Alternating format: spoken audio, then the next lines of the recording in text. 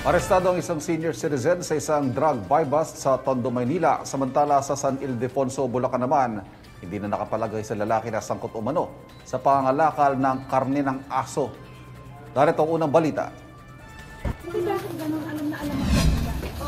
Bakit ganun? Timbog sa entrapment operation ng pulisya at Animal Kingdom Foundation ang isang lalaking sangkot umano sa dog meat trade sa Barangay Santa Catalina sa San Ildefonso, Bulacan.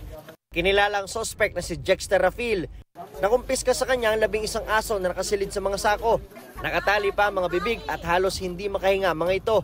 4 sa mga aso ang tuluyang namatay. Ang ibang aso dinala sa Rehabilitation and Rescue Center ng Animal Kingdom Foundation sa Capas, Tarlac.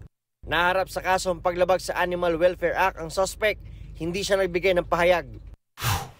Arestado ang isang puganting PhilAm sa Morong, Rizal. Kinilala ang suspect na si Virgilio Carigma Cruz alias Sawa. Wanted siya sa Amerika dahil sa kasong kaugnay sa pagtutulak umano ng ilegal na droga noong 2014 at 2016 sa New Jersey.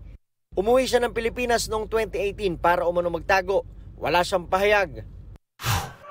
Arestado sa buy-bust operation ng isang senior citizen sa Barangay 70 sa Tondo, Manila. Kinilala ang suspect na si Remigio Reyes. Ayon sa pulisya, isang asset ang nagtimbre tungkol sa ilegal na gawain ni Reyes.